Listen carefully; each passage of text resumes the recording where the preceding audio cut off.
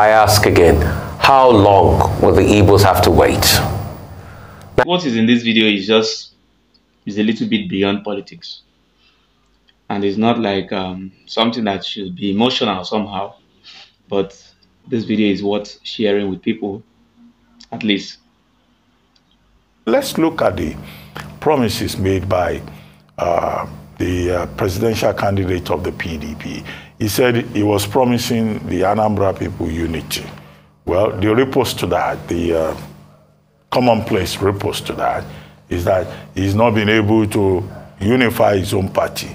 How will he unify Nigeria? But he went there, as I started with in my prefatory remark, with a very strong delegation to show that he has the support of the key persons, not just from the Southeast, but also within the People's Democratic Party. Then he said he would dredge the seaport, the Onitsha seaport. We have been on that Onitsha seaport dredging for years. And it's not just the Onitsha seaport. The Apapa seaport is over-congested, it's overstretched, because we don't have the draft, the standard draft. That is the standard requirement in the world today. And yet we have other ports in the country that need to be dredged on a port and other ports elsewhere, the cocoa port and all of that. So, but that is a promise. So these politicians, they're very strong in terms of the promises that they make. He also said that he would, dredge the River Niger. Okay, this River Niger, we hear that all the time.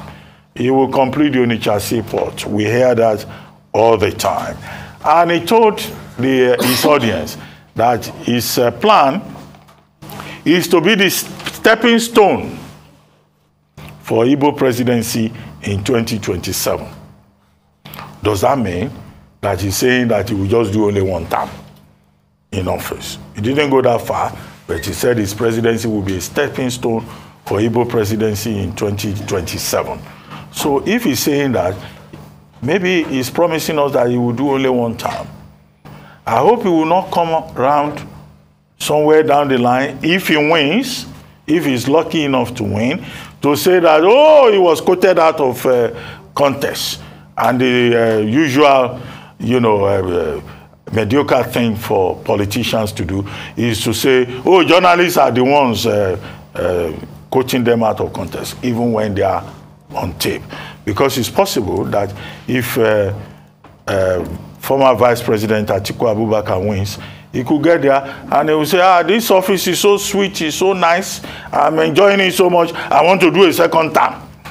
He will have forgotten that he promised the people of Anambra State Igbo presidency, stepping stone to Igbo presidency in 2027.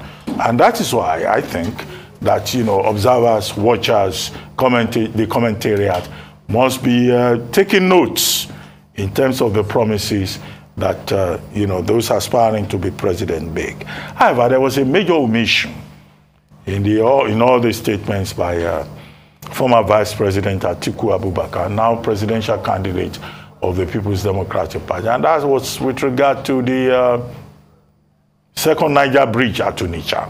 Many people refer to it as second Niger bridge. There are almost about 7 or 8 bridges on the River Niger. But this one is second Niger bridge at Onitsha. And it was in Anambra State on a day when that bridge was opened for Yuletide for 30 days. And the government, the present administration, has promised that that bridge will be finally completed in 2024. But that's not up to the Buhari administration.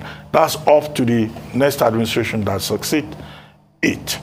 Because that bridge was started in 2008. We've been on it since 2008. One reason or the other, contract variation, review of contract, review of the 3.3 kilometers from the Asaba end, the 7.7 kilometers, the Obosi roundabout, or what do they call it, whatever. So I expected him to have given the commitment that, oh, I'm here on a historic day when the Buhari administration is test running this second Niger bridge at Onitsha, because there are other bridges, but he didn't go that far. But maybe he will address it later, subsequently, when again he visits the Southeast. Okay, so I have a lot to say. And this is it. As regards those that say the Igbos should align, I'd like to ask, how long will the Igbos align for? When we returned to democracy in '79, the Igbos were told to align. And we had an Philip Omedi and architect of blessed memories, Alex Ekweme. They were both running mates to two contenders, and an Igbo man emerged as vice president. Since then, the Igbos have been aligned. In '79 to this time, you can do the math how many years? Well over 40 years. And that's why I got taken aback with the statement that the candidate of the PDP will be a stopgap to Igbo presidency in 2027. Is that it now? So don't the Igbos have a chance to at presidency? We all know what caused the problem in the PDP in the first place, that it was going to be zoned to the south. And when it was not the case any longer, a lot of people feel disgruntled because it was opened up and they felt the race was going to favor Alhaji Atiku Abubakar. All we just want is a fair country. And a fair country means rotation. If this side has it, the other side should be able to have it. If we want to rotate along geopolitical lines or along ethnic groups, two certain ethnic groups have had it, then it's only fair for the Igbos too, in terms of balancing. So that's why when I hear narratives like, I'm going to be a stopgap, Dr. Bati, yeah, you interpreted it, yeah, maybe he might be saying he wants to do a term, we're not sure, and we can't quote him on that. But the truth is, isn't it saying invariably that, oh, the Igbos will have to wait another turn? And the question should be, how long will the Igbos wait? How long will they have to wait and keep aligning with people? Probably, maybe if 2027 comes, they'll have to wait some more. I just want a fair country. And this is a balanced argument. There are three people on this show. I speak, Ayo speaks, Dr. Abati speaks. That's fairness. Let's say it's presidency. Dr. Abati takes a turn, Ayo takes a turn, I take a turn. I just needed to put that out there. How long will the Igbos keep aligning? But apart from that, good political stomp, good crowd, good showing. But what I expected more was what was going to be done as regards infrastructural development for the long-suffering Igbo people and the people of the Southeast. I am excited about the second Niger bridge, at least it's possible. But we don't want a case that it will be abandoned when it ought to be completed by 2024. Also, there must be rail lines that goes into places like Aba so that products can be taken out and economic empowerment can come. Every part in this country is blessed. The Igbos are entrepreneurial. They have a lot of economic power in some of their hubs. I believe rail, to take those products out, will benefit them a great deal. Also, I'm happy he mentioned the problem of erosion. Erosion is cutting away Anambra. Remember my last time in Anambra? Erosion has really dealt with that state and other parts of the East.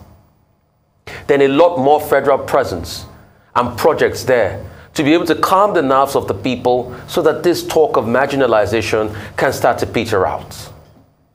So these are the conversations. I'm happy he enunciated some, but we can make more commitments. But concerning waiting another turn, I ask again, how long will the Igbos have to wait?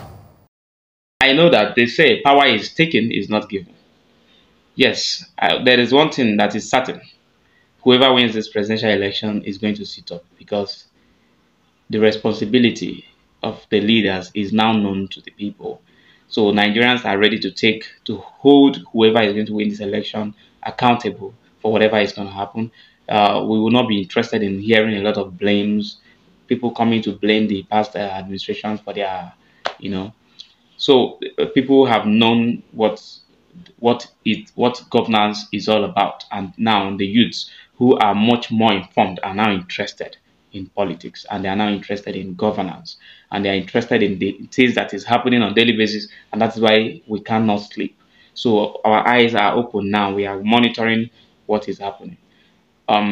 But based on what Rufai just said now, um, there is something called a level playing ground. If you want fairness, equity to be practiced, then you have to provide a level playing ground. People will say, based on demography, the Southeast is not viable.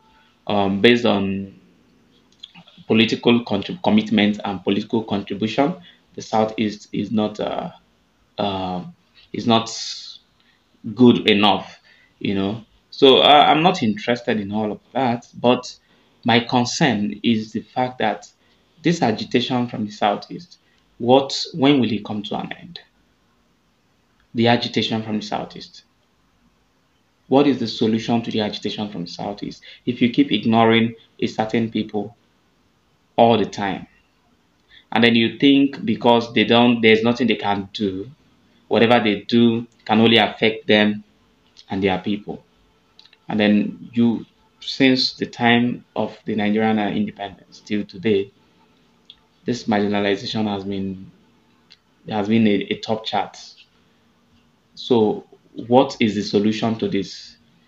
What's the solution to this agitation? What is the best way to end it once and for all? Okay, we are not trying to say that it's the turn of the Southeast to produce the president, and so therefore you must vote for anybody from Southeast. No.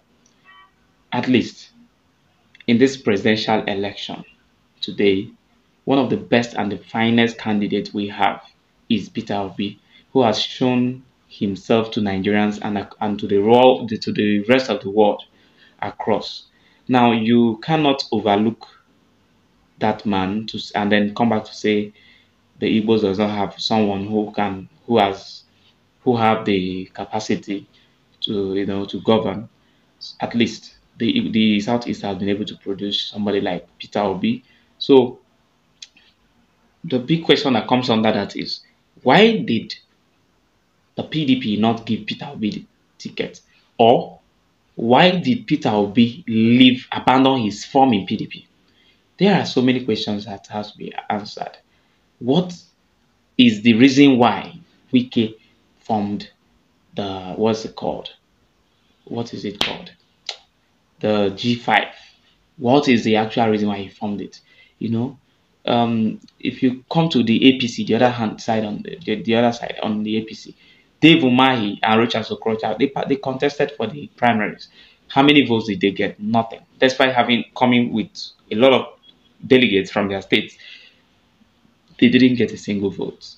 So only God knows what happens within these political parties, and anything can happen in the parties because it is never a concern. It is never a matter that of concern rather for them. So they are never interested in how they feel that despite their level of contribution and participation, whether they deserve any slot somewhere,